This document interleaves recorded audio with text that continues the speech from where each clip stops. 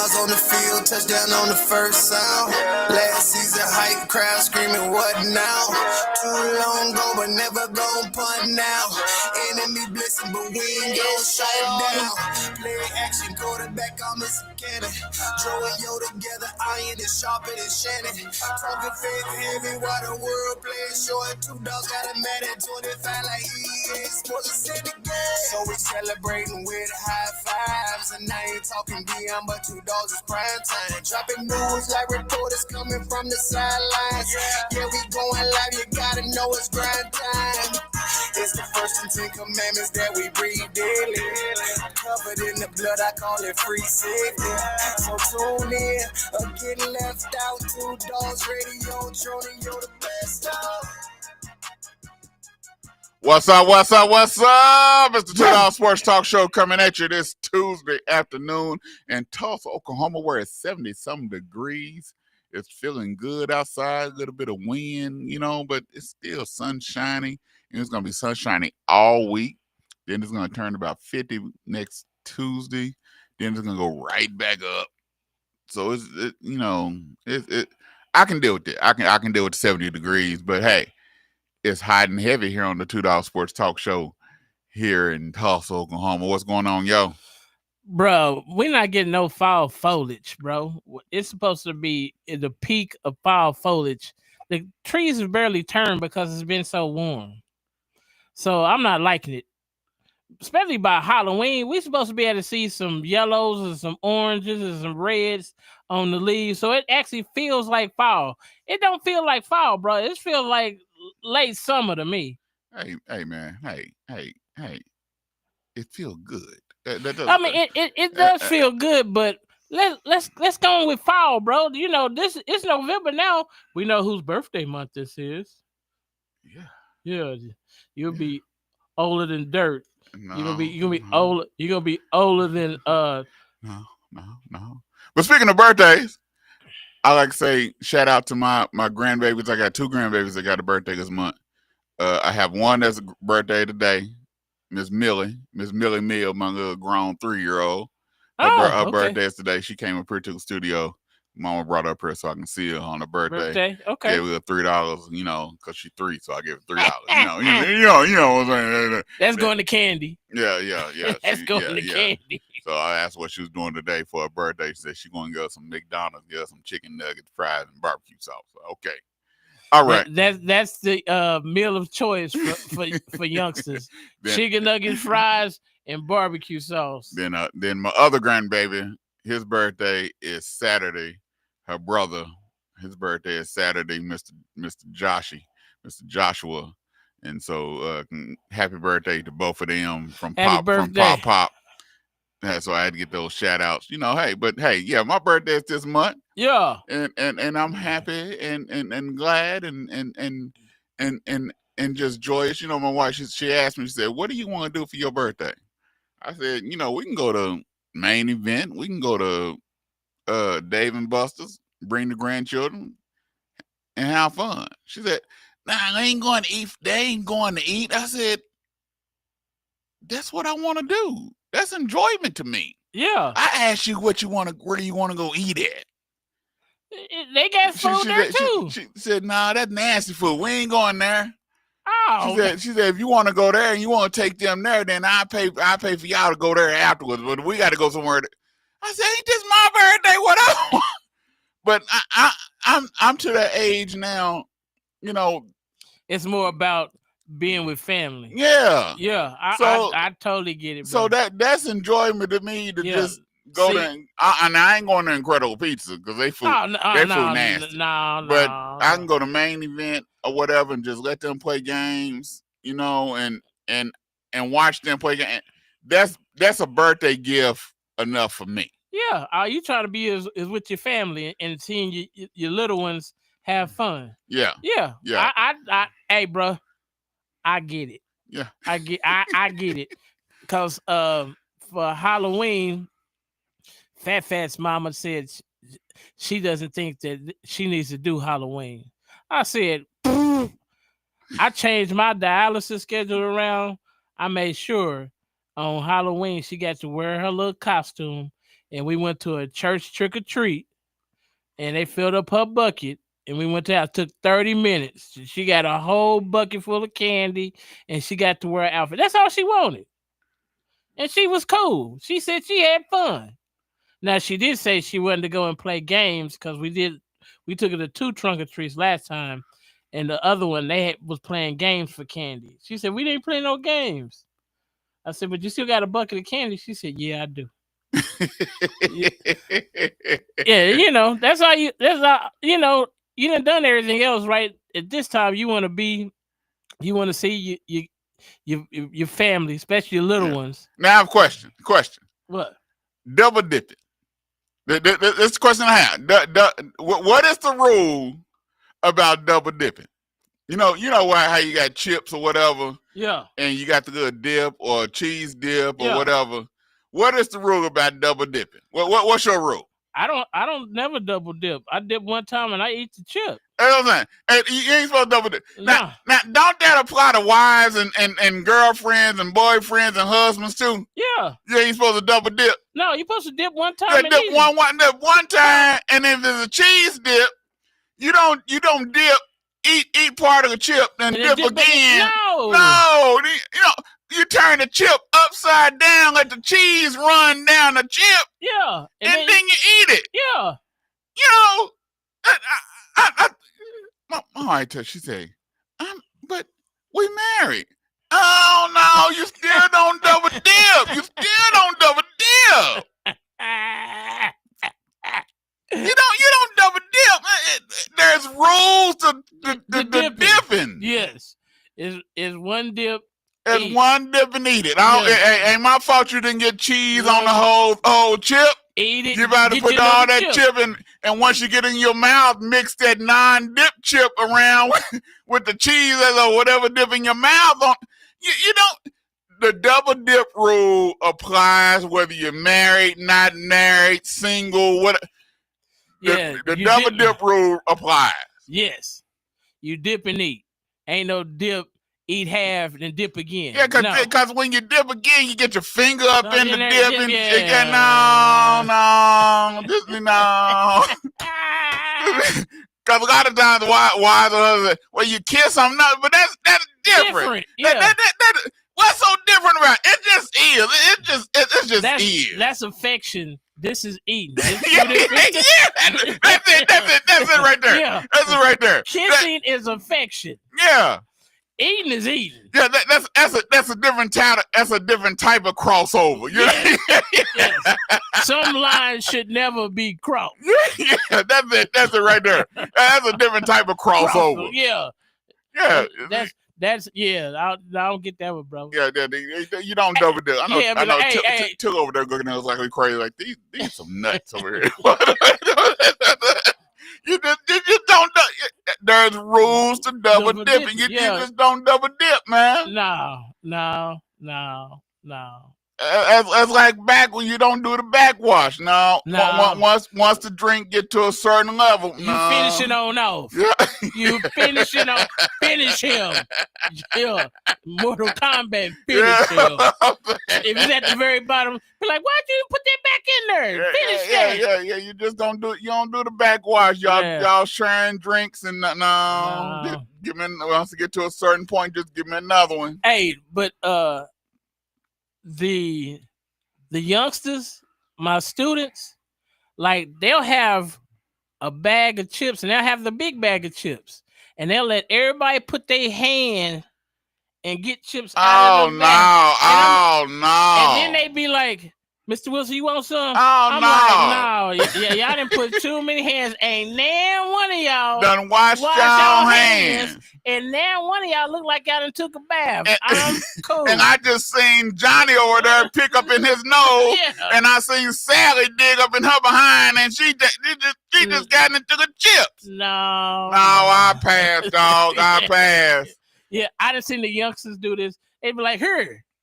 I'm like, y'all just hand out chips like it's gold or something. It ain't that serious. And then it's nasty Takis. Yeah, they pour it out. I pass. Yeah. Turn the chip bag over and pour the chip in your hand. No, see, It's too many, bro. It's too many. I'll be like, and then y'all need to go wash your hands because everybody got all this Taki cheese dust, on Taki dust on their hands. Yeah, they turning in papers and stuff with Taki dust all on the paper. And then after they eat the chips, I'm like, then they start licking their fingers. And then they be thirsty. I'm like, bro, why y'all don't have a drink? If y'all got a big bag of chips, you know that's a lot of salt. That's a lot of sodium. Salt makes you thirsty. So why y'all don't have nothing to drink when y'all had these big bag of chips? I don't know. I'm like, y'all don't think everything all the way through. If I get a bag of chips, I gotta have a drink. Yeah, you gotta have something to drink, water, something. Something to wash it down with. Cause spit ain't gonna work. No. Especially you get hot chips. Yeah. Spit ain't gonna work. You gotta have some thirst quenching item so you can wash it on down. That's like eating a dry sandwich. You eat a dry sandwich, you gotta have some. If you don't have no mustard, mayo, or whatever you put on, or what condiment you put on your sandwich, if it's just bread meat, that thing dry. That thing dry. That's like eating a Popeye's biscuit, dog. You gotta have something. You definitely gotta have half a drink to eat the whole Popeye's biscuit. You gotta have something to drink, dog. You ain't got nothing to drink eating a Popeye's biscuit. You're gonna be in trouble. You gangster. You are totally gangster. You're gonna have gum all up in your jaws, man. You ain't gonna be able to swallow. Yeah. Try to have a conversation, man. No. That's just you gotta have half a cup of juice, a drink, soda, something to watch that old hockey puck biscuit that they give you. That thing, for real. Trust me, I'm a Popeyes eater. I got the Popeyes app, but that biscuit, you need half a cup. You need half a cup. Y'all didn't get an extra biscuit when it comes to Popeyes. No, you get the one they give you. If you get extra, you gangster. you a no limit soldier. Good Lord. Hey, yeah, I need the big box and 3 extra biscuits. No. Oh, what? No. That dude gangster, he should get his food for free. No. He should get it for free. He gangster. I pass on the Popeye's biscuit, dog. No. Yeah. I'm cool on that. One is enough. Yeah. Okay. Before we go, what is your biggest pet peeve? What is one of your biggest pet peeves? One of my biggest pet peeves is someone eating while they talking to me on the phone. Yeah. That's one of my biggest pet peeves. I'm like, dude, call me after you get through eating. Yeah. Or just don't answer if I call you while you eat, just don't answer your phone. And then call me when you fin. You smacking in my ear, you chewing in my. You can hear that. Yeah, I can hear that. I can hear everything you eating up in my ear. Yeah. I don't want to hear all that. Hey, bro. I don't have a lot of pet peeves, but I figured out I got one this weekend.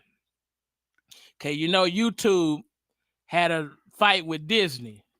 So Thursday night, I tried to watch the local news, ABC affiliate in town. It was nowhere to be found. ESPN was gone. I was like, what's going on? So the next day I turned my YouTube TV on. It says Disney channels are no longer available. So I said, wait a minute. So that means I don't got no ESPN and college football is on tomorrow? College football is on tomorrow and SEC is on ESPN? Oh, I almost lost it. My wife was like, you serious? I'm like, yo, if I don't got no ESPN on Saturday. And you ain't got the ESPN app neither? Well, I actually got the ESPN app, so I was there to watch all my college football. But I didn't realize I had to log out of what we were in because that was under my wife's name. So once I logged into mine, then I had my Hulu Live. So I had everything. So I was right. We figured that out Sunday. And my wife was like, you were serious. I'm like, yo, I'm not finna, if I'm going to pay for cable, if I'm going to pay for streaming, and it's supposed to have ESPN. You want your ESPN. It's a must. You want what you pay for. Yeah. That's why I get streaming, so I can watch all my football, all my basketball, and all my boxing and whatever else I want to watch. And if I don't have it, Ain't no reason for me to have TV. Yeah, because we want what we paid for. Yeah. That's just like the Dallas Cowboys. They want what they paid for, and when we get back, we're going to talk about it right here on the Two Dawgs Sports Talk Show.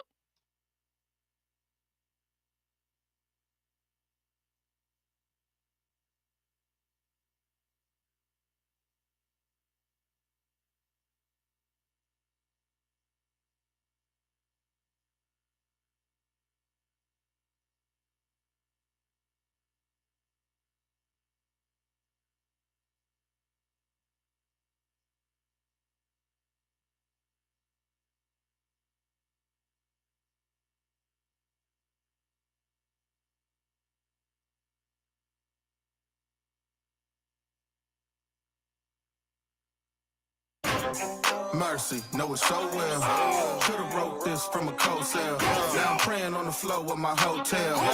Riding on the devil, taking no L's. They said don't do it cause it won't sell. Now look, we ain't taking no L's. God say gold and it won't fail. Now look, we ain't taking no L's. What did you think? I run dry when my supply is the king. I run high, deny and sign with the beast. I wouldn't ride or die for what I believe. Please, you might could try me and see what you think I'd like for 500 G's. When I could get by and still I provide for my seed. Never having to feed yours when mine wouldn't eat. Real one, play it for a hater. All day, rub it in their face like makeup. Hit the block with the rock like a layup. Ever since no hate dropped, the stock been well. I never gotta sell out.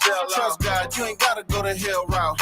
Everybody with the bag and you just might get it. But it's God over money and you just might miss it. Let's go. Mercy, know it so well. Could've wrote this from a cold cell. Now I'm praying on the floor of my hotel. Riding on the devil, taking no L's. They said don't do it cause it won't sell. Now look, we ain't taking no L's. God say gold and it won't fail. Now look, we ain't taking no L's. GOM and we glow timing. Going way up like gas prices under Joe Biden. I got God in my soul climbing. If the devil gon' run up on me, I'ma clothesline him. Clutch moments and I don't choke. Yeah, I ain't taking no L's like I don't smoke. Whoa, doing bangers for the lost souls. I keep going like the future city fitness, but he won't close. Told him I ain't taking no L's. Holy Spirit knocking repeatedly, ringing bells. I was running from him, I wasn't afraid of hell. Now we laying hands on our managers at hotels. The Holy Spirit just fails. Shit, this wrong word, that's a knee slapper. Lie on me again, you a recapper. Stick to the vine, I'm a tree sapper. Stay on my lane like a street hazard. Mercy, know it so well. Could've wrote this from a cold cell. Now I'm praying on the floor of my hotel. Riding on the devil, taking no L's. They said don't do it cause it won't sell. Now look, we ain't taking no L's. God say gold and it won't fail. Now look, we ain't taking no L's. God over money, God over money, God over money, God over money, no God over cash, God over cash, God over money, God over money, no it ain't hard, all you gotta do is trust God. It ain't hard, all you gotta do is trust God. It ain't hard, all you gotta do is trust God. It ain't hard, all you gotta do is trust God. Another level, we gon' ride on the devil. What? Another level, we gon' ride on the devil now. Another level, we gon' ride on the devil. Another level, we gon' ride on the devil. Oh, we go to work. We go to work, we go to work, we go to work now, we go to work, we go to work, we go to work, God over money now. How to order chicken wings. Number 1, find a good wing spot. I know a wing spot, Max Wings. Number 2, decide if you want a combo or if you want to order a la carte. Huh? What's that? Well, combos come with chicken, veggie sticks, fries, and a drink for a discounted price. A la carte means that you order each item separately. Okay. 3, decide if you want bone-in, boneless, or cauliflower wings, and then determine the delicious flavor you want on your wings. I didn't even know cauliflower had wings. You learn something new every day. Have you been to Max Wings? Yep. Max Wings is located at 782 East Pine Street in Tulsa.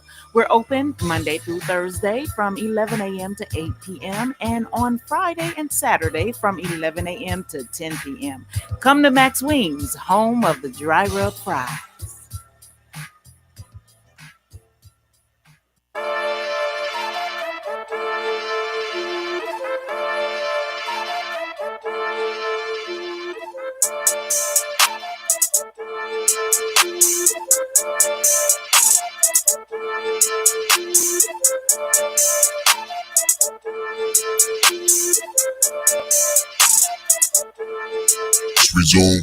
Hit a slam dunk like man up. Enemy salty ran up. It's a foul move and one. We say eat man. Jesus out all my life. I'ma shine bright as a light. I don't need diamonds to shine. I just keep God on my mind, dog. Give him my altar like sign, watch me clean like pines, hey. I call God, yeah. Jesus, he the reason I be rapping, singing in the hood and trenches. I don't need a mention. This some time in prison. I got rescued, now arrested, now I'm living. I be Holy Spirit sipping Bible toting. I was chosen for this moment. Devil choking home and you don't believe me. Take a look. A few years ago, I paroled. I was in the basement, just a bed and clothes. Prayer work, I'ma let you know. Now I'm saving souls all around the globe. Preaching Jesus' name is the only hope. Yeah, yeah.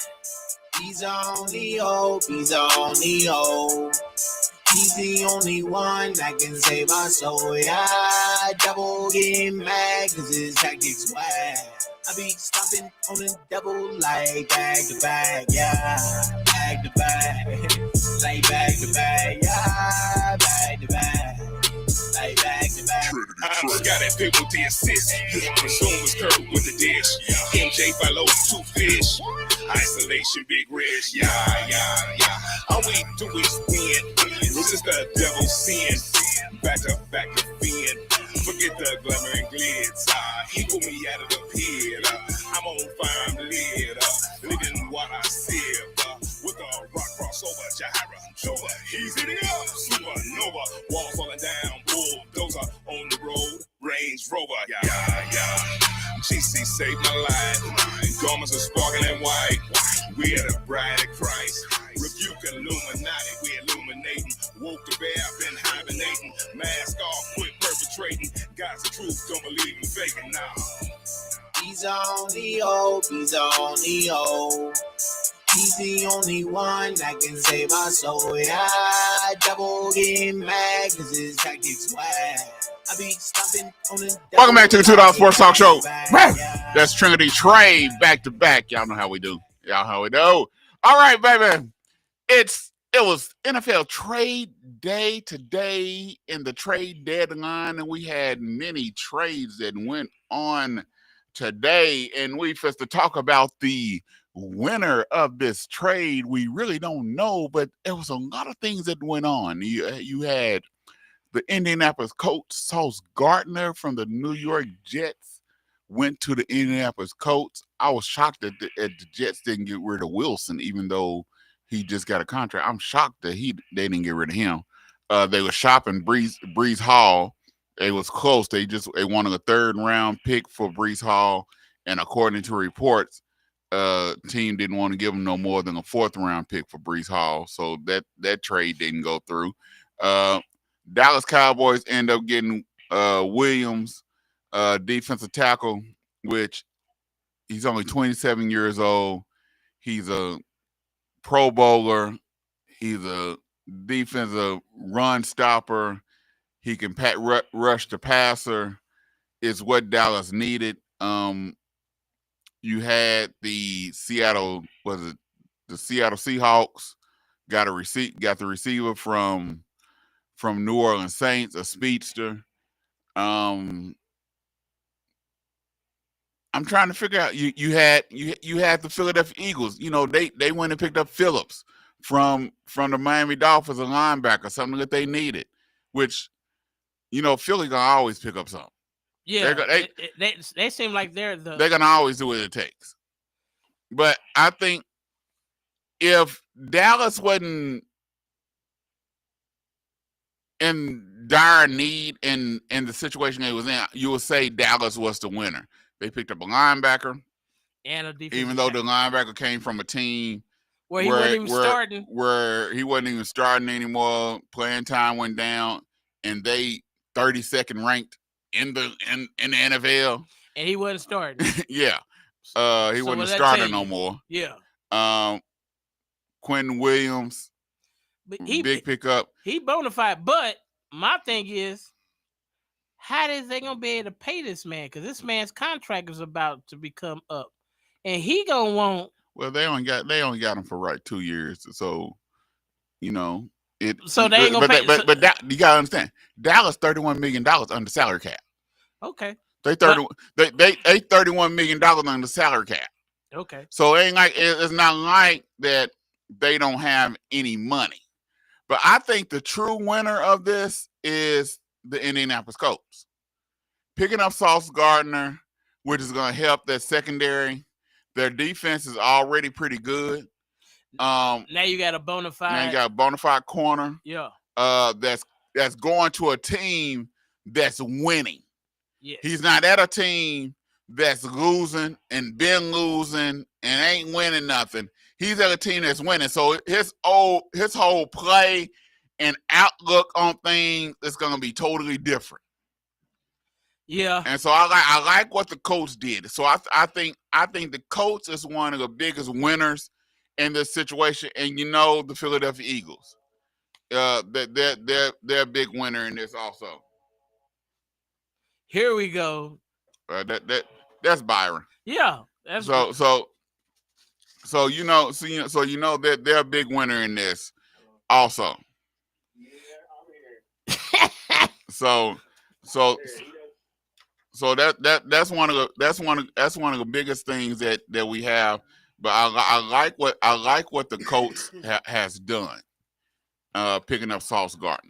Yeah, that's gonna help them on the back end because their back end defense was not all that effective. Now you got a shutdown corner where now you can just man him up, and he'll be able to.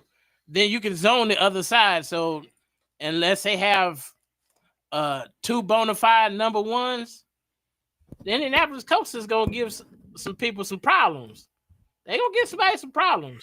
Yeah, what's going on, Byron? Right now, what we're talking about is Byron couldn't get in today. He's a little bit under the weather, so he didn't want to get us sick. So he hung up. He ain't on right now. So you gotta call back Byron so he can bring you in, sir. But like I said, I think that Sauce Gardner is a good pick up for the Colts. I like that pick. I really do like that pickup by the Colts. I thought there was going to be more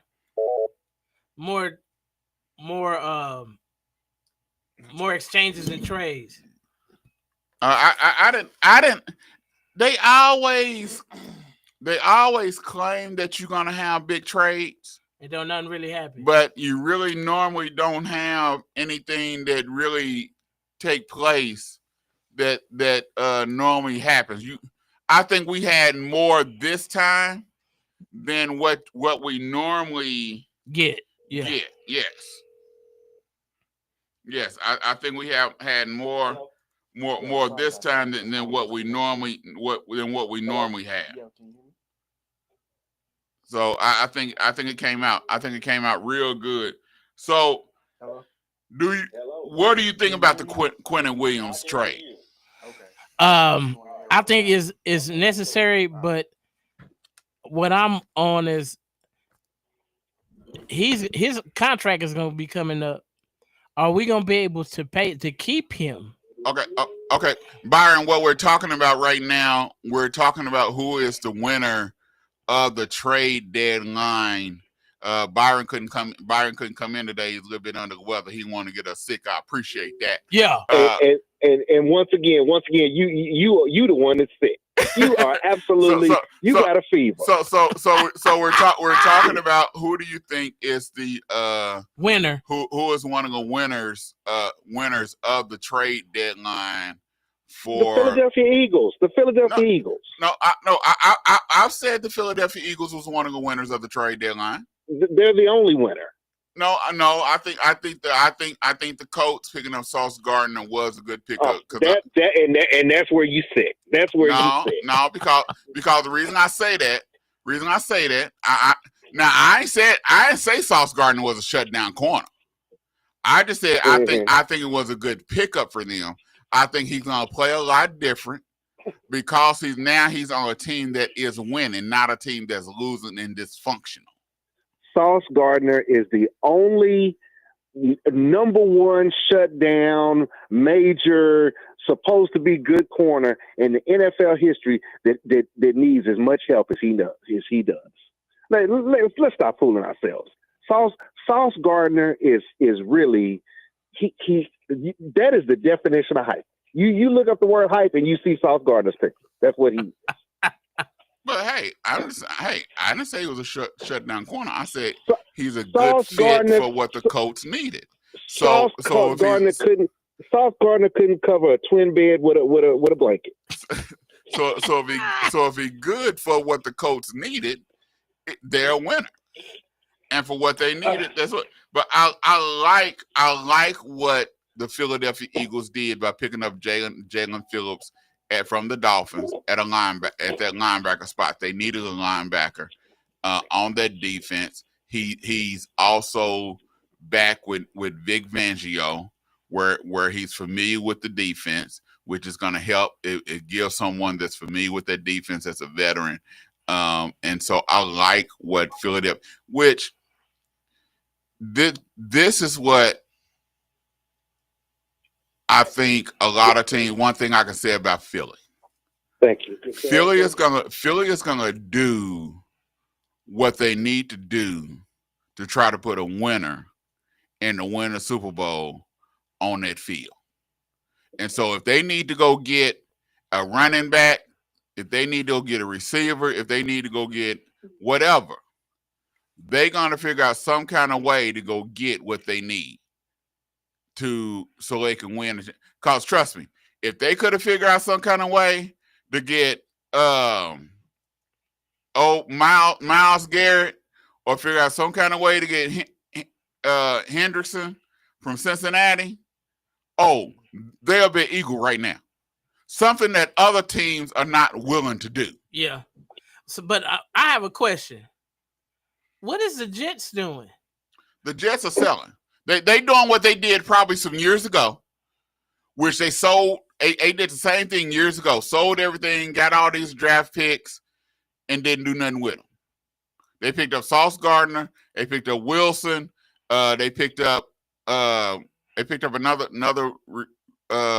player. They end up in Sauce Gardner, Wilson. Both was Rookie of the Year, and they didn't do nothing with them.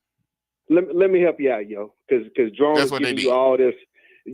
Drone is giving you all this definite. You want to know what the Jets are doing? What? They cleaning house. They are getting their situation ready for their new head coach. That's what they're doing.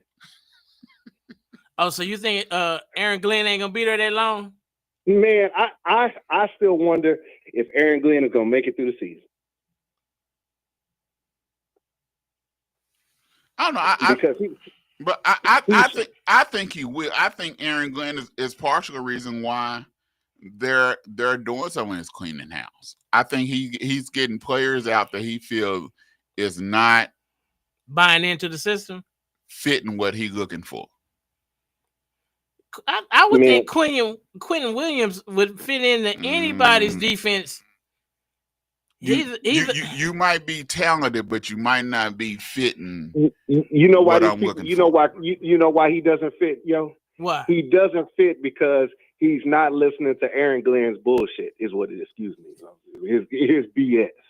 He's not believing, and he's not subscribing to, this tough talk, this ankle biting. I used to think it was the coach, the head coach out there in Detroit. I used to think it was him, but now it's obvious that Aaron Glenn was with him. And Quentin Williams, who played for Nick Saban, who played at Alabama, who knows what it is to win is more than just talk. Quentin Williams was not going to be an Aaron Glenn guy because he could see through the fakeness. That's my opinion. Now, Sauce Gardner, on the other hand, he just didn't want any part of what Aaron Glenn had to say because Aaron Glenn thinks that he still know how to cover somebody.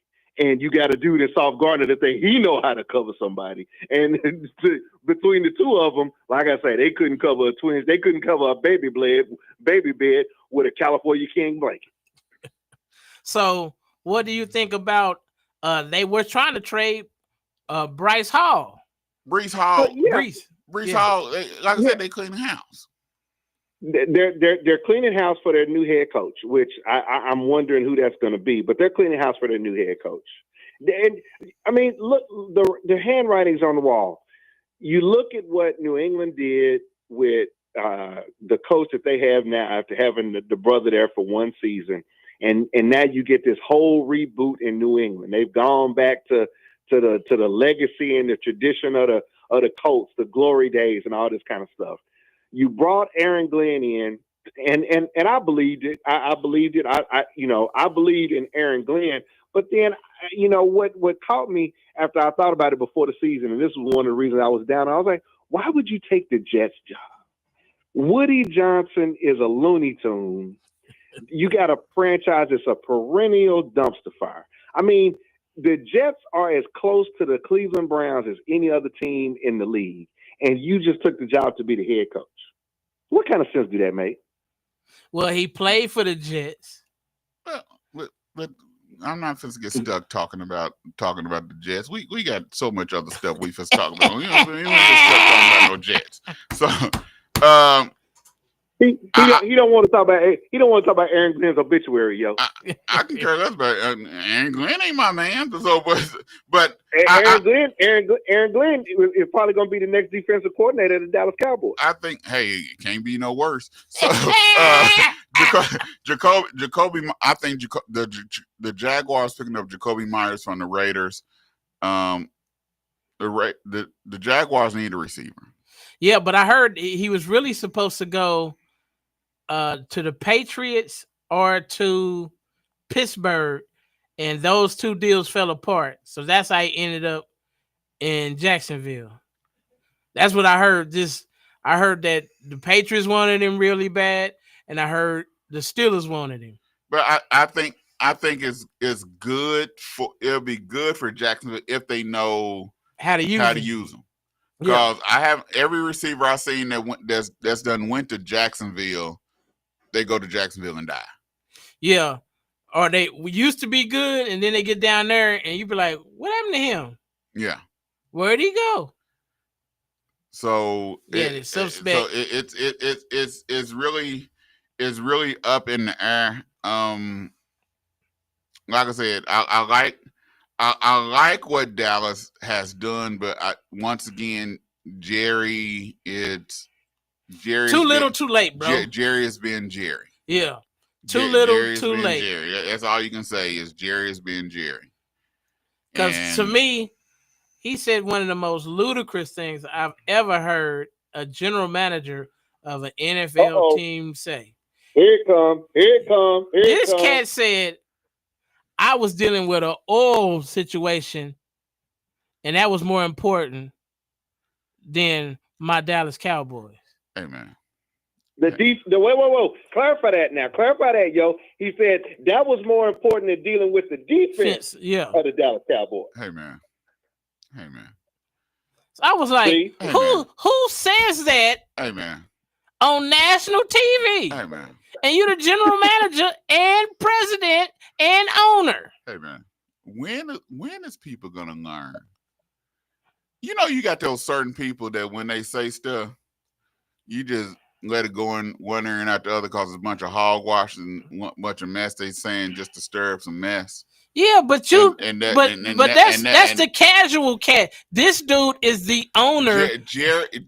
When do Jerry not say ignorant stuff just to stir up some mess that don't make any kind of sense at all? Well, this is the biggest one he's ever done, bro. He's always saying something, and after a while, you just say, okay. People treat Jerry Jones like he E.F. Hutton. When E.F. Hutton speaks, everybody listens. Yeah. And as soon as he speaks, people listen, and they go running to God knows where with whatever. Man, please. It's like the mess he's saying about Michael. Dude, please. You saying all this mess because Michael went on about his business and got signed by the Green Bay Packers, and y'all got took into the woodshed. Man, please. If Michael would have took that $41 million, he'd have been right there, and you have been happy-go-lucky, like I don't know what. and he would have been right there with the Dallas Cowboys. Stop all this craziness. Drone, hold on a second. What happened to the Michael Parsons podcast? Why did the podcast disappear? Hey. They say I don't know if he still got it or not. I heard he still got it. I don't know. I didn't ever look at it. Don't you find that a little odd? Yes, I don't. I don't, because when you're down there with Jerry, and Jerry allowed everything and anything to go on. No, I don't find it odd. Not a bit. Not one little bit at all. Because you down there with Jerry. So what you trying to say, that now that Mike is in Green Bay, he's taking football serious? I don't know if he's taking football serious. It might just be they not letting him come out and say all this craziness. When Clowney went to Dallas, did anybody hear what Clowney said? No. When he first went there? No. This man, when he went, he basically said, these jokers here, they living in heaven. I can't quote him word for word, but he basically said, these jokers, they living in luxury down here, and they don't have no incentive, which you always heard, to really want to fight for nothing because they got it all. Chris Canty speaks now to this day. He said his Super Bowl, when they won Super Bowl with the Giants, it did not compare to his time in Dallas. He said it was like a Super Bowl in Dallas every day. That's the way it is. Yeah, so, but they never, none of the, I heard what you're saying, but nobody ever explains that. You know what I'm saying, Drone? Yeah, I get you. Is it the ability to walk into a restaurant and you don't have to pay? Is it the ability? Is it the ability to leave the star and groupies are waiting there at the gate? I mean, what is? I mean, I heard what these people have said. I think it's all of it, but I think it's also when you walk in Dallas Stadium. I think Jerry treats them so well, and they have everything that you don't have to fight for nothing. You don't have to scratch and claw for nothing. But see, to me, you're living in luxury. Yeah, but see, to me, that would make me go even harder. It should. So I can get more. It should. But why should you fight for it if you already got it as soon as you get there? I mean, I see what you're saying, but for me, if I get drafted and I go to the Dallas Cowboys and this is how it is, and then I'm hearing and I'm talking to people I was at school with, and they were like, man, no, we ain't got that. No, we ain't got that. No, we ain't got that. And I'm like, oh, bro, well, I need to go out here and shine so I can keep. But it's a different it's a different mentality. True. Because fellas, we had this argument several weeks ago, right? Yeah. We had this argument with Drone that playing for the Cowboys was so much more lucrative, okay? And as I said then, as I say now, okay, yeah, for some guys, it does provide opportunity, off the court. But we're not saying that. It's not like that for every guy. You understand what I'm saying? But then you hear these guys talking about, being here, they're so well taken care of. It's okay, so what? The shower's nice. The locker room is nice. I mean, yes, we've never heard the Dallas Cowboys on that survey, like where the Kansas City Chiefs were deemed to be cheap and weren't paying, the wives and spouses section wasn't good and all this kind of stuff. We've never heard the Cowboys on here. So you mean to tell me that we are here to believe that things are so great in Dallas that players have absolutely no dog in them to go out and fight for a championship? That's what you're leading us to believe. No, I don't think so.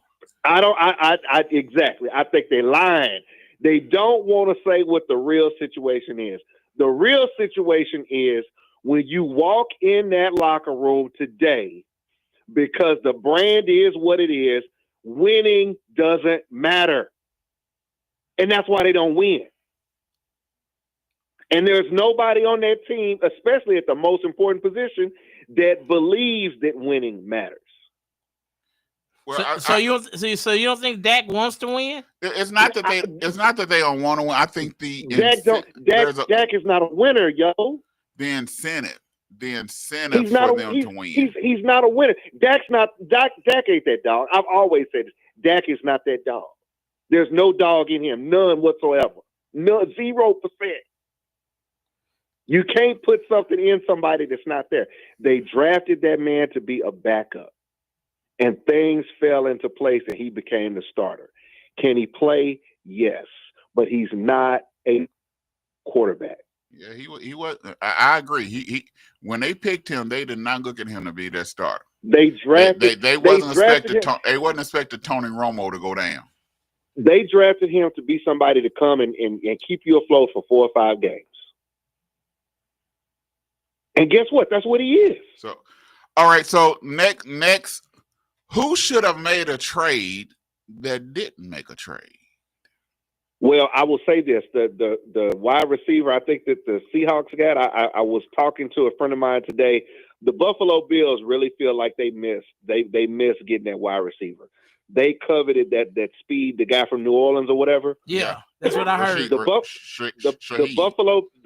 Buffalo Bills are walking away from today. If you was in the front offices of Buffalo, they feel like they messed up big time because they waited to the last minute. They should have done what Philadelphia did. If they wanted that young man, they should have put the offer on the table, and they should have got him a week ago. So are you saying that for your team, the Buffalo Bills is that one team that you say that should have made a trade that didn't? That not making that trade and getting what they really, really wanted is probably going to be the thing that's going to come back to keep them from winning the AFC Championship and getting to the Super Bowl.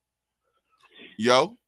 I didn't see Kansas City. I thought Kansas City should try to upgrade somewhere. But they made moves. They made moves a few weeks ago, right? They got the one dude to come out of retirement.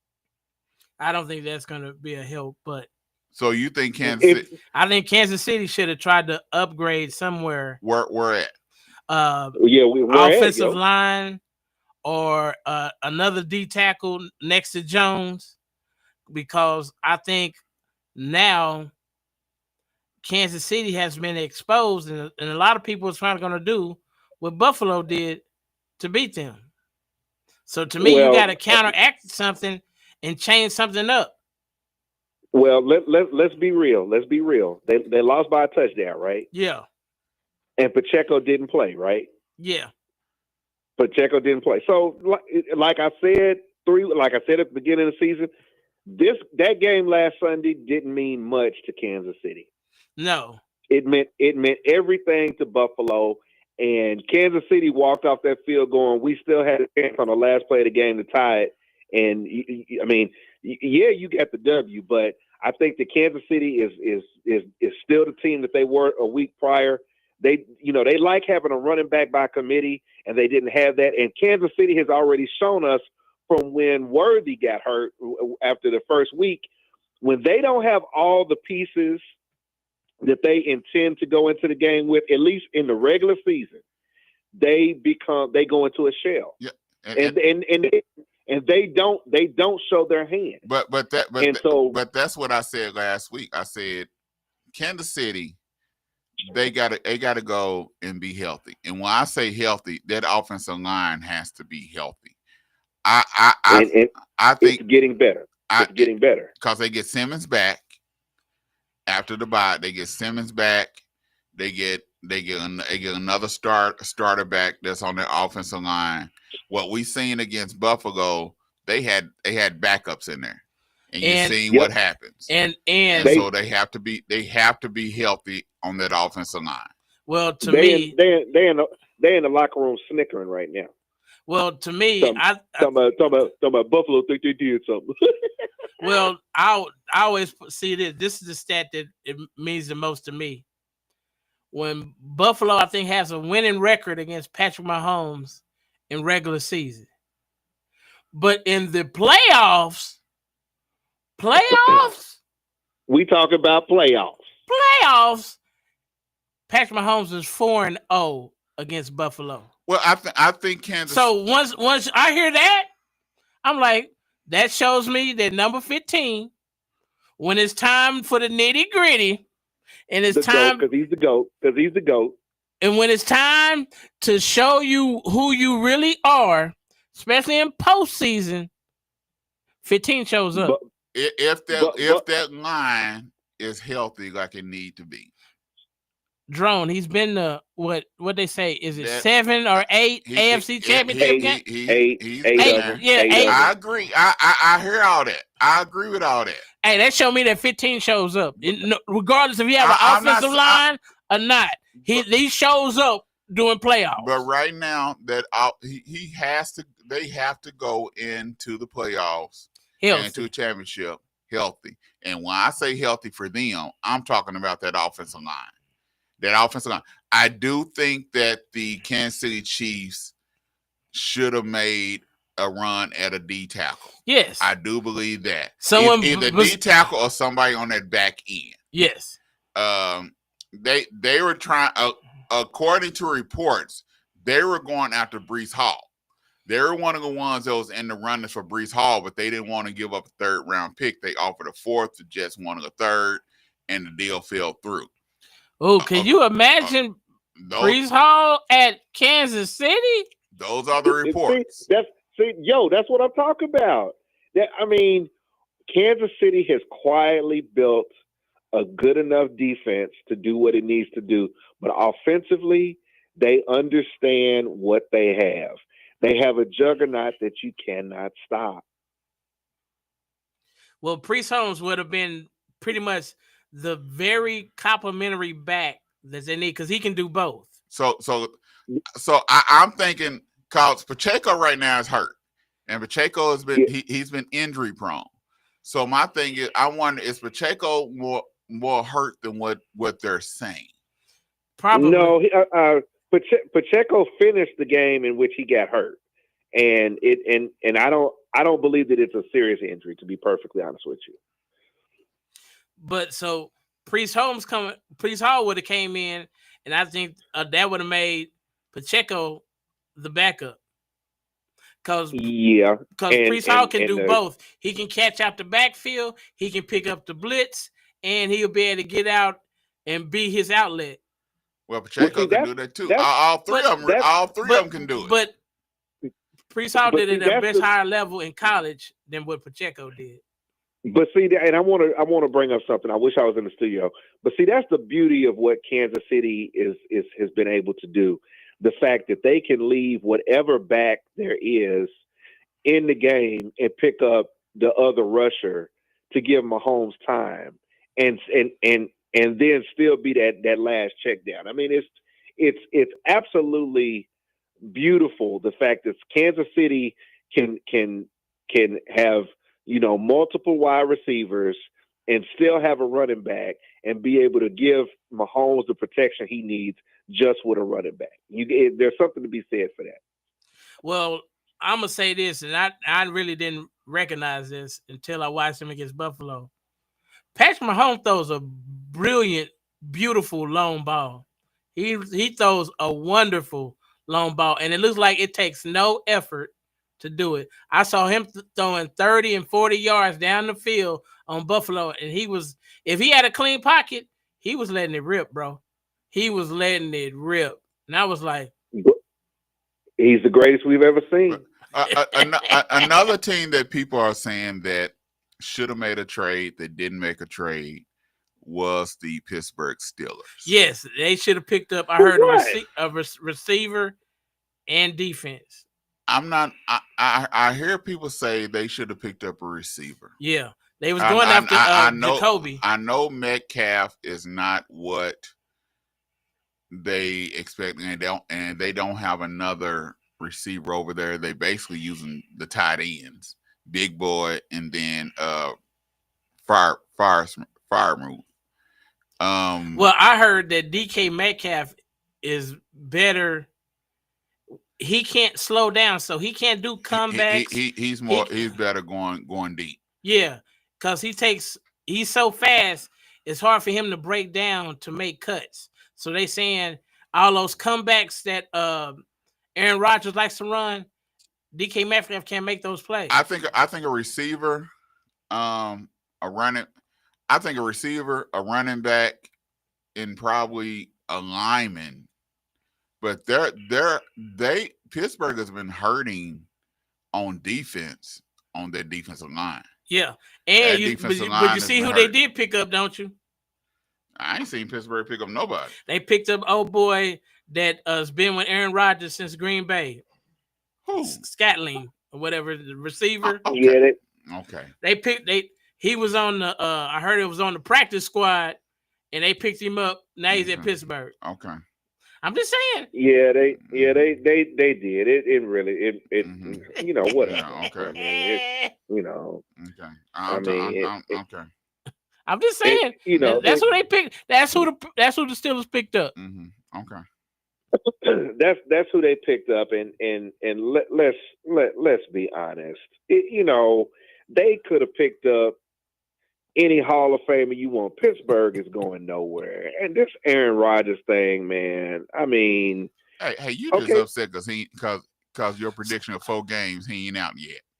So you know, it's coming. It's gonna happen. It's gonna happen. I mean, let's be real. Let's be real.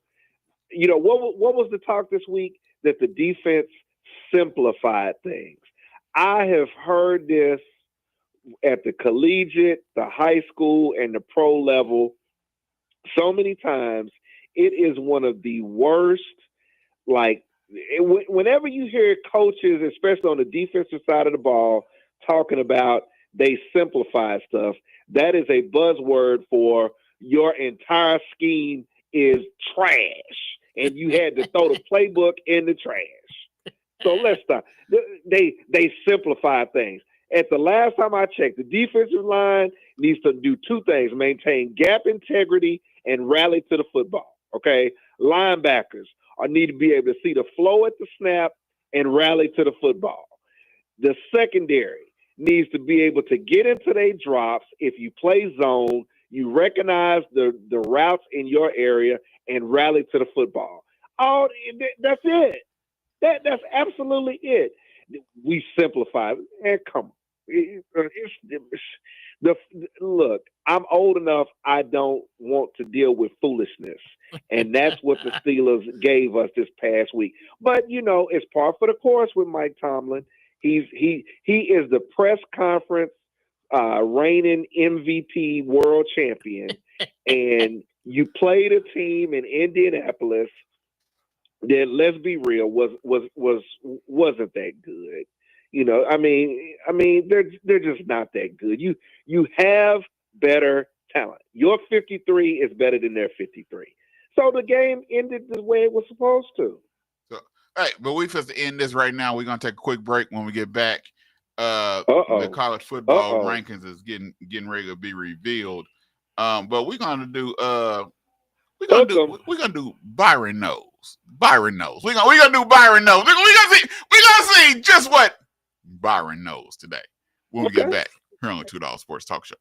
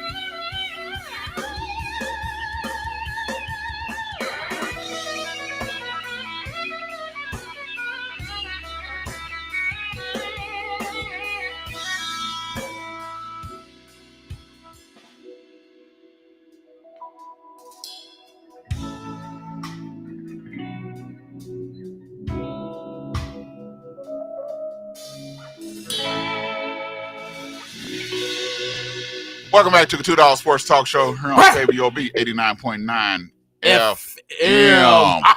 All right, we're supposed to do a little segment that we started probably about 2 weeks ago, and it's called Byron Knows. This is where Byron come in and he talks about college football, OSU, whatever Byron feels that whatever he floats knows. his boat. So here it is.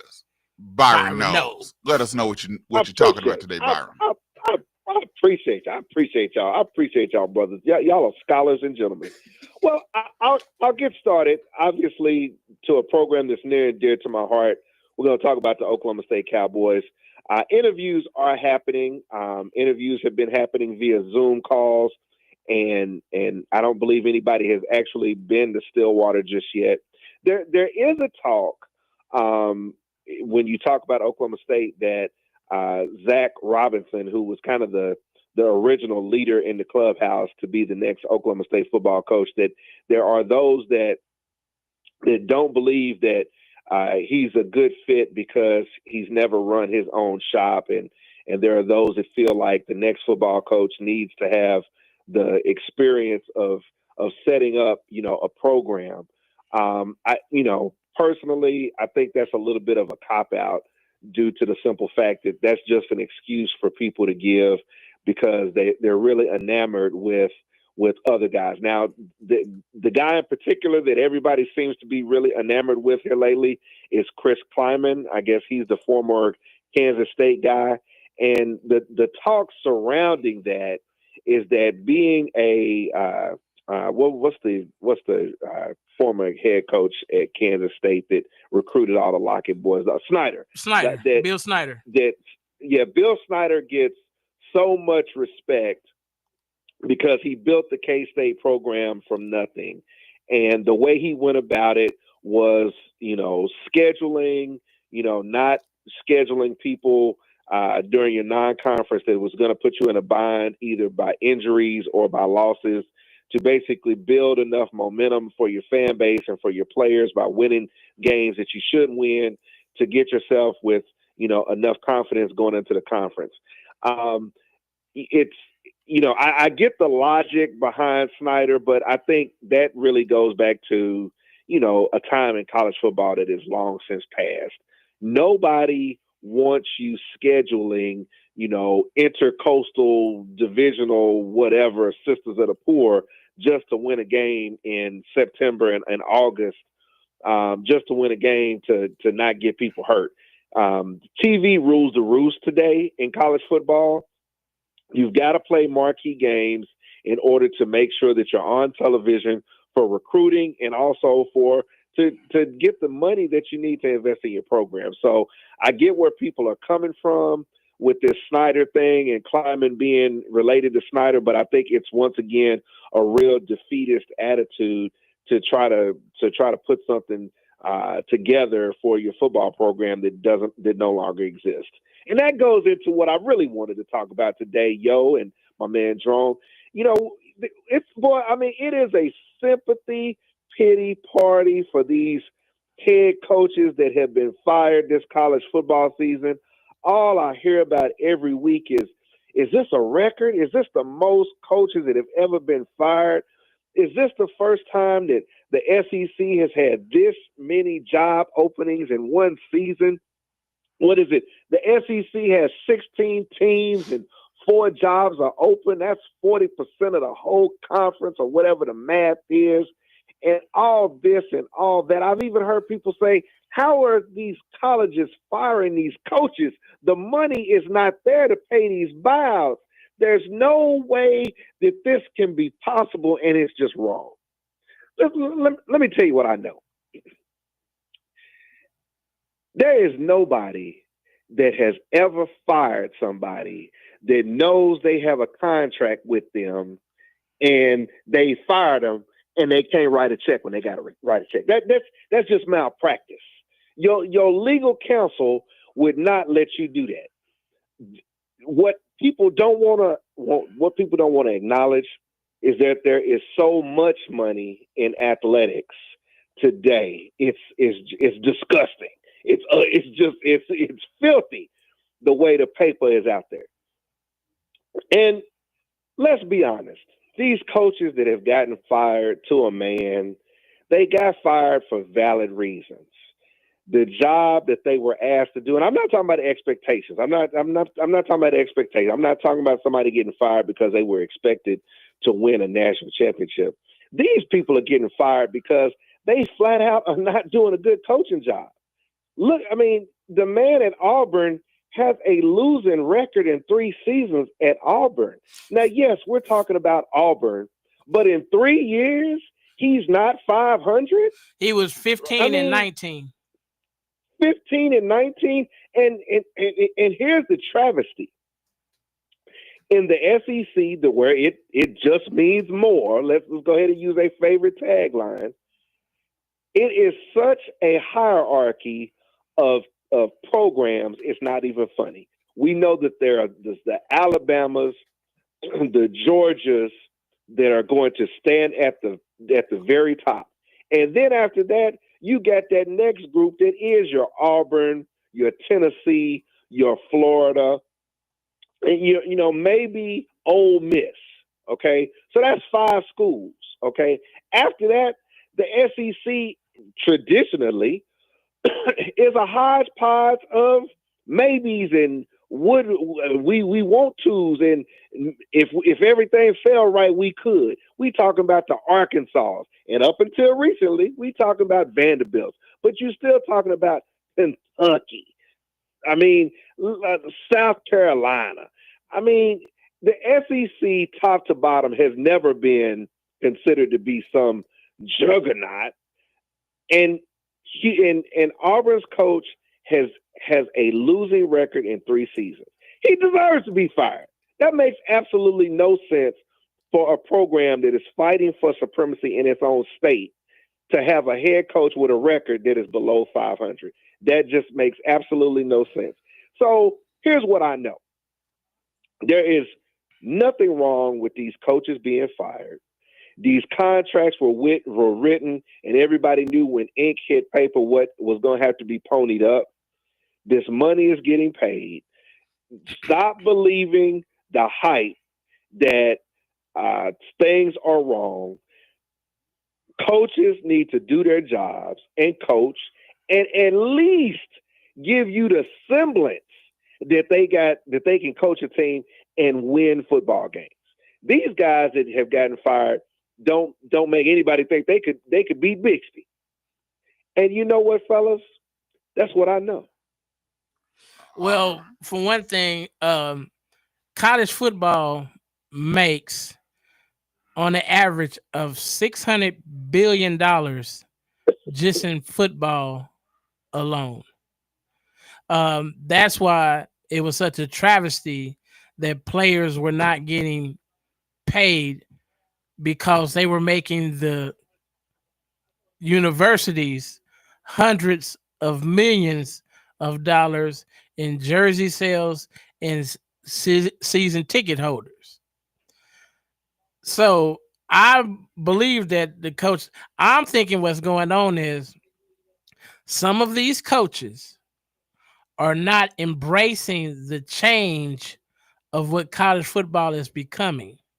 And if you do not adjust to change and you think you can go about it doing it your way, and then when your way doesn't work, they go, well, we gave you an opportunity. You should have did A, B, and C. And so since you didn't do A, B, and C, we holler at you. Yeah, we'll pay your buyout. We got plenty of money. I know the SEC gets Plenti, plenty. They got plenty of money. The money is not an object. Because I heard because the SEC alone, ESPN paid $4 billion to cover all of the SEC games. $4 billion. Each SEC team. That's why OU was able to leave out early. Yeah. Because of the amount of money that they were getting from the SEC when they split the TV deal. So each school is getting $30 million a year easily from this TV deal, this new TV deal from and ESPN. and that's before the payouts for whatever they do in the playoff, because the playoff is separate to that. Yes. And all the bowl games. In all the bowl games. But them playoff checks is big money. Big money. That's why the universities wanted to not have them at rivals. They want them at neutral sites. They wanted them home games because they wanted that ticket purchase. And well, it's not even a ticket purchase. It's just the game day money. Yeah, it's just the game. I mean, I'm trying to think. I think it was OU. Somebody was giving me the number. You know, OU makes close to $3 million a home game. Yes. Is there profit from a home game, something like that? Easily. I went and seen when they played Louisiana Tech played OU, I think 3 years ago. Me and my son went. I saw just in food. Oh, they make that easily. They make it in food. You gotta understand. You got a crowd over 85,000 people. Each ticket is running, say, minimum $60 a ticket, and that's not. And we know the further you down, the better seats it goes up. More, That's $60. That's in the millions there. Yes. That's buku money there. 80,000 times 60, you looking at 240,000. The beers was $15 a pot, and I saw a dude go and get. He got 4. Then he went after every quarter. He went and got 4 or 5 beers. So I know he spent a good $200 in beers plus food. Yeah. I mean, that's what I'm saying. So you add in. You know, that's why making the playoff is so lucrative, because you know you sit up there and add in another home game, plus the TV revenue, plus if you win. I mean, like I say, the money is there. Yes. A $54 million buyout is stop. Easy. Stop. Let's stop fooling ourselves. Let's stop fooling us. They wrote that contract and knew what they had to set aside in order to pay that buyout. That's what an athletic director is supposed to do. Yes. All right. And that's what we call what Byron knows. But we're gonna take a quick break, and when we get back, we're gonna talk about this new, the brand new, hot off the presses playoff college rankings. When we get back here on $2 Sports Talk Show. I don't think so.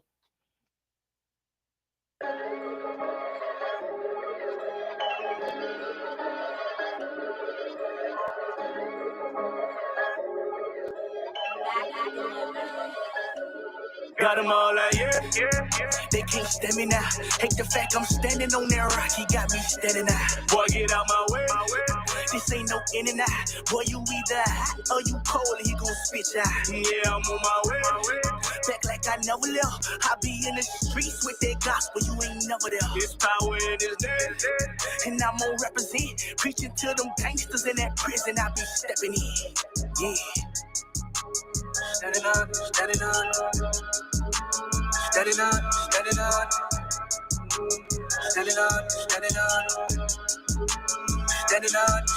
Okay, listen, I ain't way too out of bitch. On the road, can't stop a bitch. 2020 can't block a bitch. Never ran from the opposition. Jehovah died for me, I'ma ride for him. What you down for? I ain't with it. I'ma kill it till he come and give me like the beat electric. I be slide in it. I don't got no time to huddle. Drive back, touchdown, Brady, yeah. Snatching souls up by the fire. I'm on fire, tell me your key. The devil's a lie, he don't got no power. I'm calling on Jesus, I'm making him flee. You making a post about my God, put respect on his name, it's a capital G. OD on this scripture, MJ too official. I'm way up like Bizzle. Look down, you too little. Too hot, might blow like whistle. Can't stop my shine like little. I don't need a whistle. Black and white, I'm too official. Yeah. They can't stand me now. Hate the fact I'm standing on that rock. He got me standing out. Boy, get out my way. This ain't no in and out. Boy, you either hot or you cold, and he gon' spit out. Yeah, I'm on my way. Back like I never left. I be in the streets with that gospel. You ain't never there. This power in this day.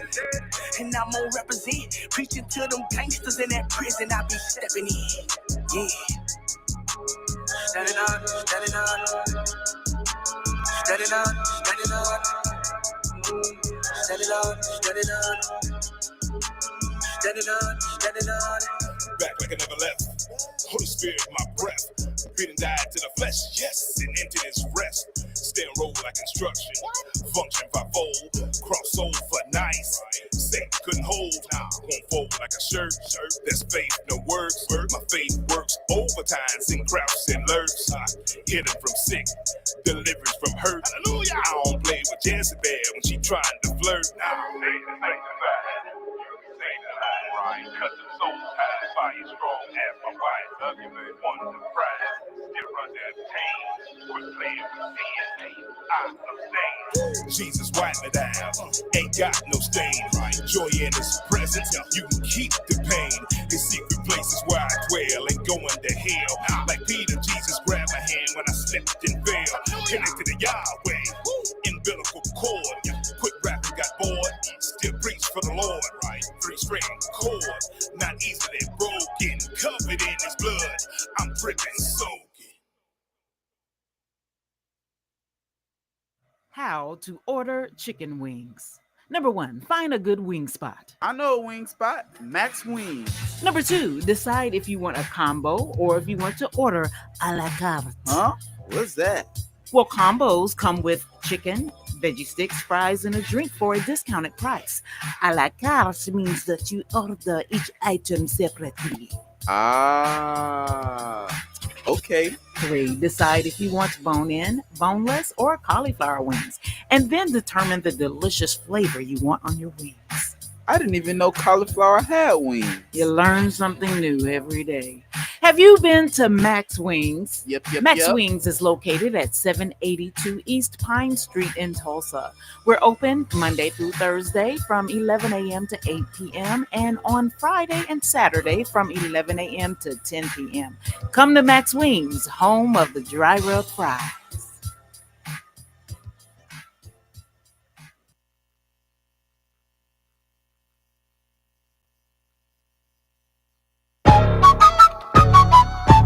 What?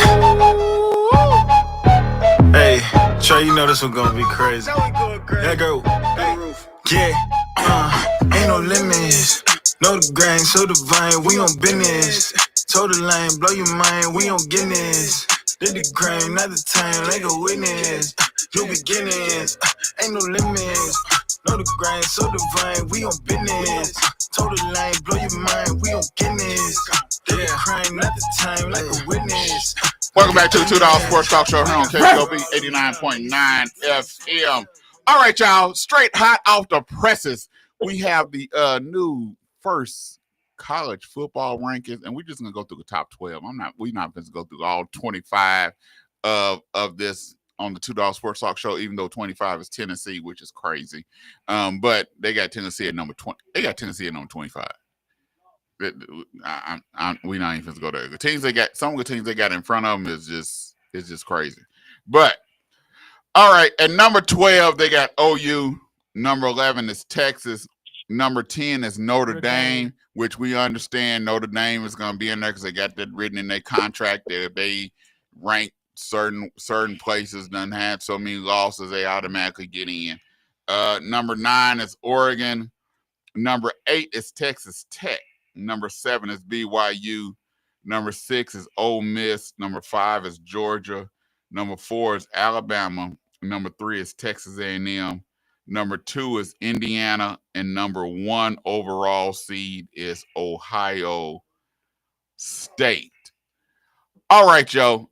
Tell me, out of this top 12, which teams will not be there at the end? Well, Oklahoma.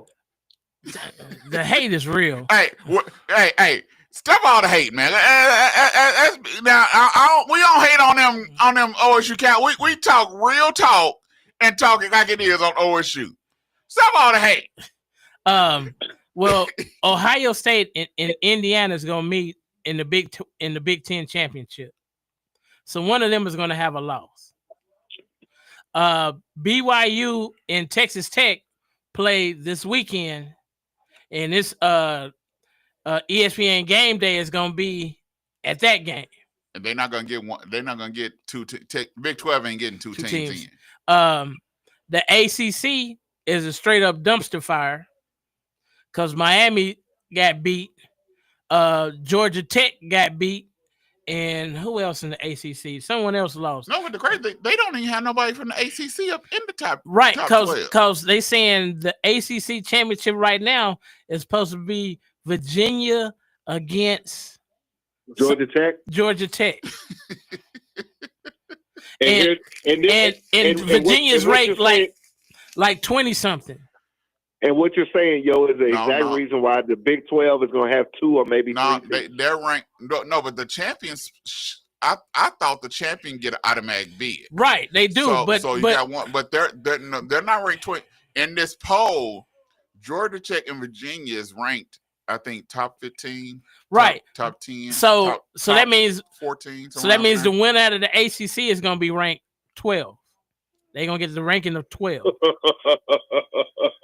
because they're not in the top 12. So they're going to get the rank of 12.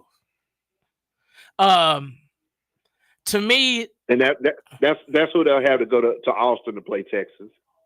And if Texas makes it, to me, the SEC should get at least 5 to 6 teams in the playoffs, just on strength of schedule alone.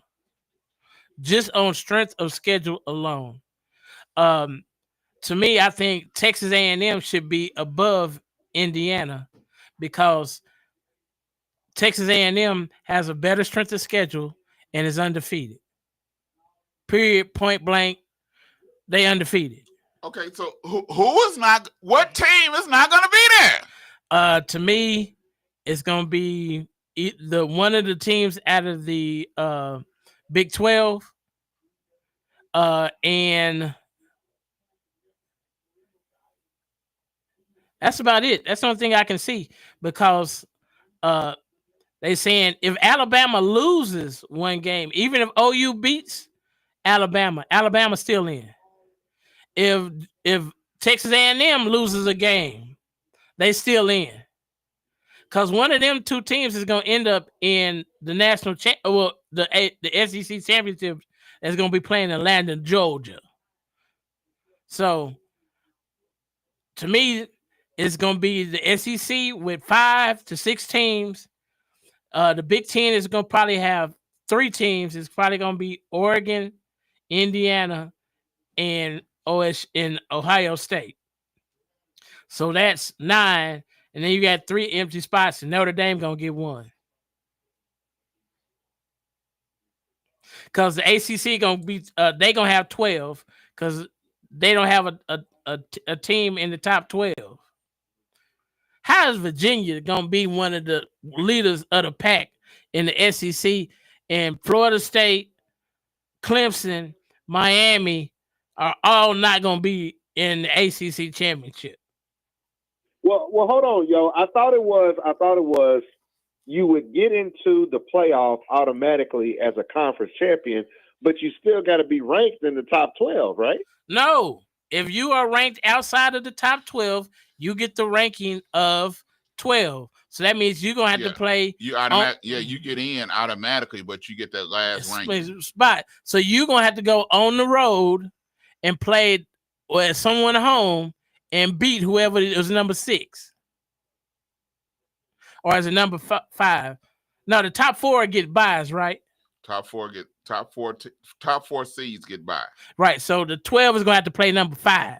So that means you're going to either have to play Ole Miss, Georgia, or someone like that. And then you're going to have to come to Georgia or to Texas A&M if they down that low. I think they should be higher than that. Or Alabama. If Alabama lose a game, they going to be 5.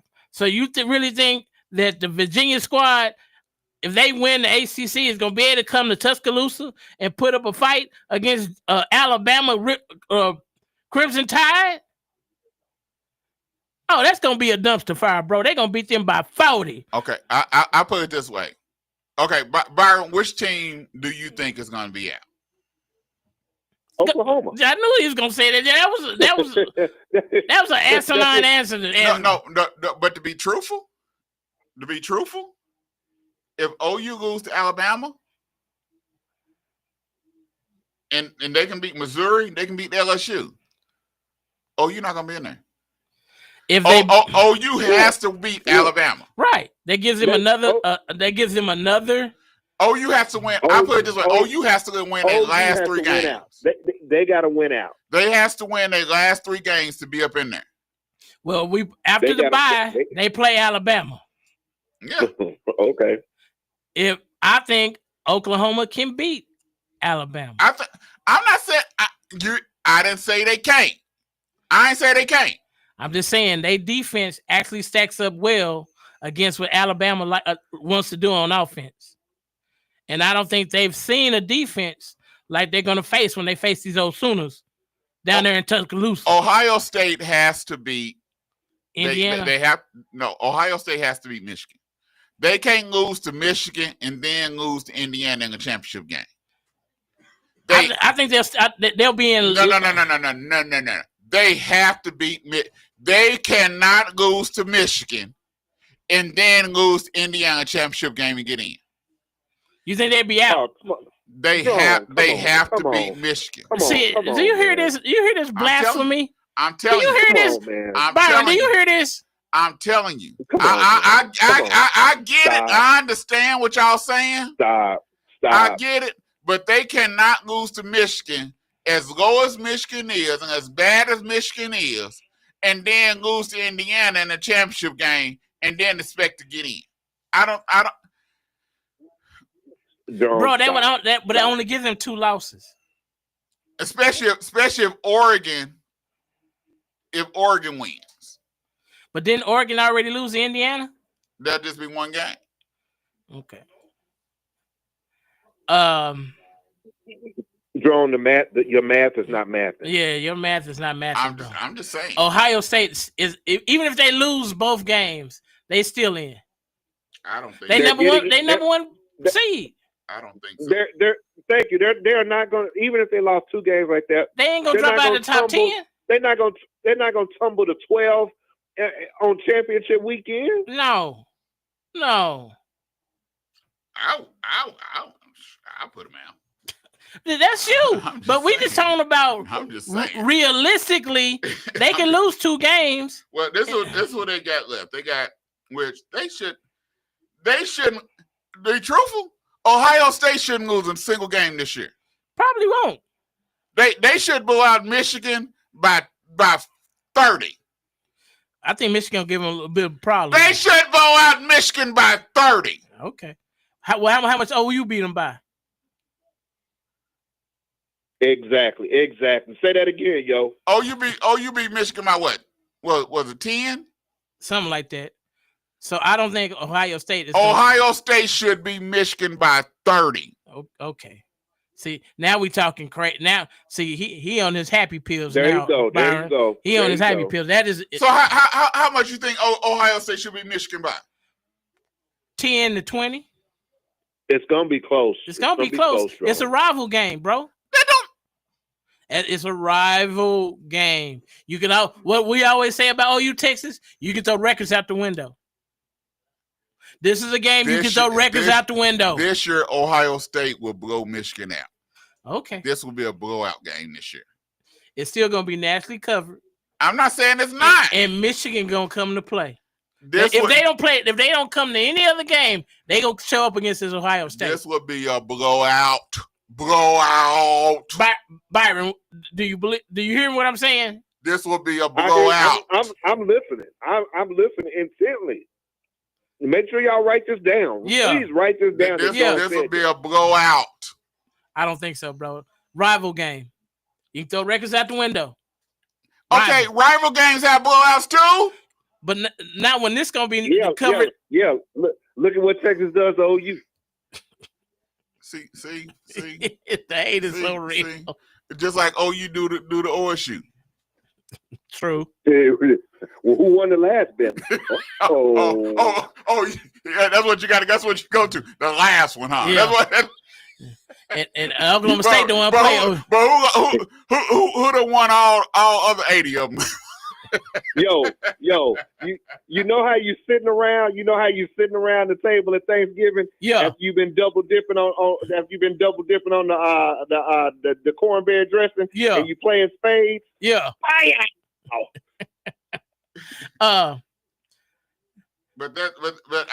If Ohio State lose both games, Drone, they the number one seed. So how far are they really gonna drop? If they lose both, they probably still be in. Thank you. They're probably still be in. I'm just messing around. I'm like, come on, let's be serious, bro. They probably still be in if they lose both games. I think certain teams, if they lose two, they probably be in. I think I don't know about Texas A&M. Texas A&M is undefeated. I don't know about Indiana. But I forgot. I don't think Indiana can afford to lose two. Who does Texas A&M have left, yo? Let me check. I forgot. Texas A&M schedule is because they don't ever play Texas anymore. I'm trying to see who they have left. They have Texas at the end of the season. Yeah, they play Texas. Do play Texas. They got Missouri, South Carolina, Sam Houston, or whoever that is, and then Texas at the end of the season. Yeah, because they already had 2 buys. Ooh. They got Texas on my birthday. So I gotta watch 2 nasty Texas teams. Texas gonna beat Texas A&M in that game. Where's that game at? In Austin? Yeah. So you think Texas is gonna beat A&M at Austin? Yep. Bro, no, I don't see that, bro. I don't. Unless Archie plays out of his mind, Texas A&M got something for him. He's not gonna have to do that. I need to look it up and see when was the last time Texas A&M played Texas in Austin. How long has that been? It's probably been a minute. It's probably since they was both been in Southwestern Conference. I don't think Indiana can lose 2. But Indiana don't play nobody. The Big Ten. That's why I don't understand about the Big Ten. Everybody says the Big Ten is worth something, but they only have 3 teams. What do I tell you about the Big Ten, yo? What do I tell you? You just don't listen to Drone. Don't even look at Drone. Don't look at Drone. They the Big 3. It's not even the Big 3. It's not. It's There's Ohio State and everybody else. Oregon. And that's it. Stop. Full stop right there. Full stop. Stop. Because you can't say Rutgers. You can't say Maryland. No. You can't say Michigan State. No. You can't say Penn State. No. You can't say USC. You can't say UCLA.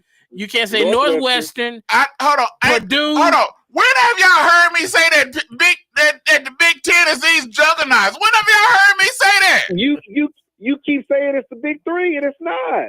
It's not. Anybody said nothing about Big Ten is these big juggernauts like they just all world? Y'all ain't never heard me say that mess.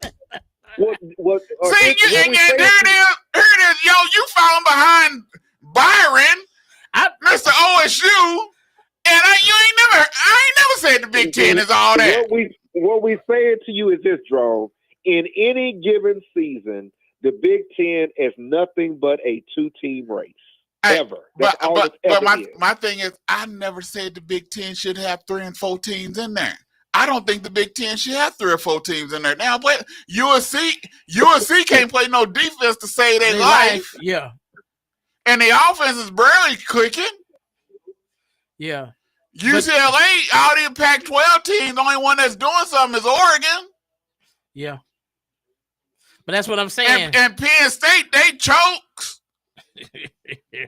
So I'm like they got a whole bunch of fish bones in their throat.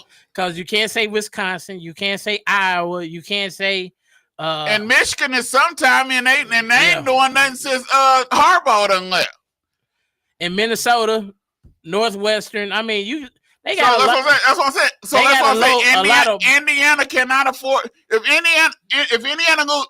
They should beat every team they got Penn State, Wisconsin, Purdue. They shouldn't lose not now one of these games. Until they get to the Big Ten championship. If they lose to Penn State this week, they done for. So hold on. So hold on.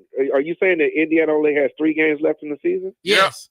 No, they only got 3 left. Oh wow. Okay, so they probably will go undefeated until the Big Ten championship. And when they face Ohio State.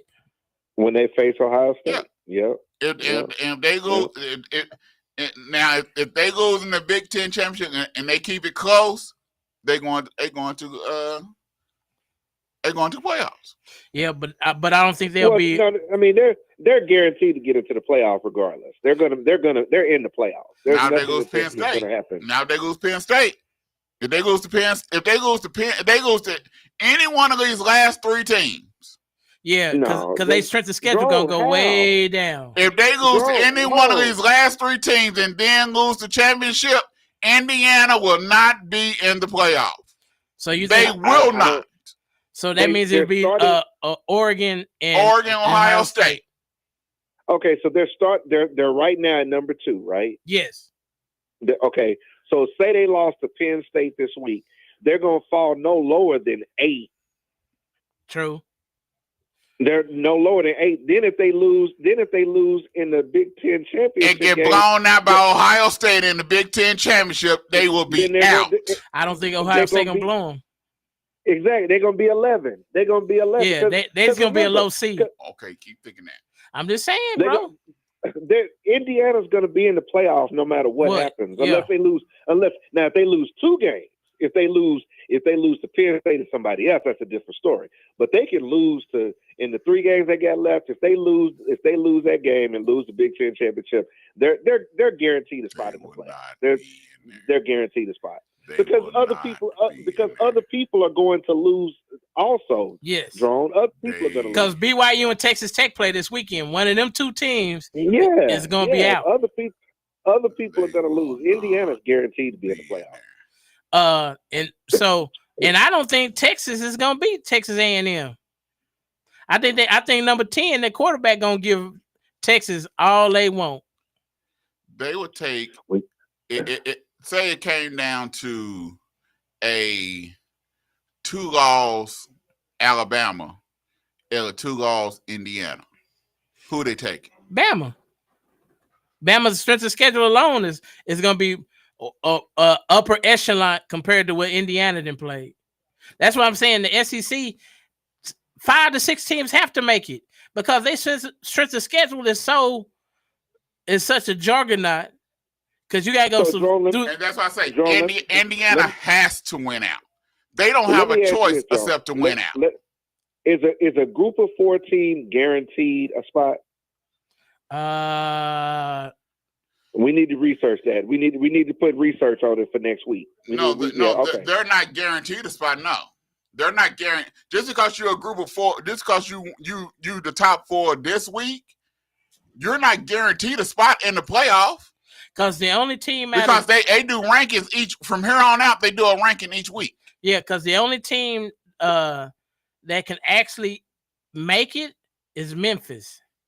They do new rankings each week, and that's a group of 4 team. That's what I'm saying. Yeah, that's the only team that can make it, though. I heard right now. Okay, so but the question is a group of 4 team guaranteed a spot? I don't know. Okay. But I just know that the only team out of that is Memphis. Okay. And they would be 12. So I think Virginia would be 11 if they make it. Because they're not a top 12 team. That's why I'm thinking if OU beat Alabama, and because they'll beat LSU and they'll beat Missouri. Hands down. But we beat Alabama, we in. So right now you'll have Memphis against Georgia. Oregon against Texas, Virginia against Ole Miss, and Notre Dame against BYU. Because that 11 and 12 is going to be put out because the division champs got to be in there. Yeah. So that's why I say it's 12 teams, but that's what I meant when I say OU and Texas is out.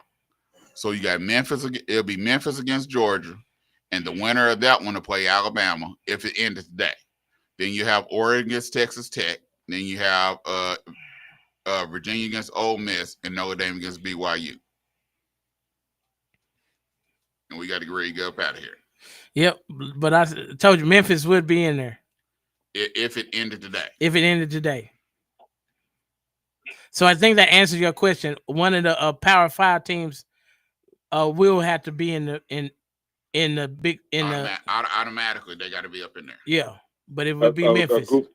Yes. A group of 4 teams. They can, if they win their division, Big 12, Big 10, ACC, SEC, and then was it the Conference USA? Yeah, it's one more. Yeah, whichever one Memphis. Well, that's the group of 4. That's the group of 4. Yeah. They got to be up in there. A champion got to be up in there. All right, hit the music. Tiller. Next week, guys. Next week, fellas. Bet. All right, here we go. Savage picks. Ha! Raiders, Broncos. Broncos. Falcons, Colts. Colts.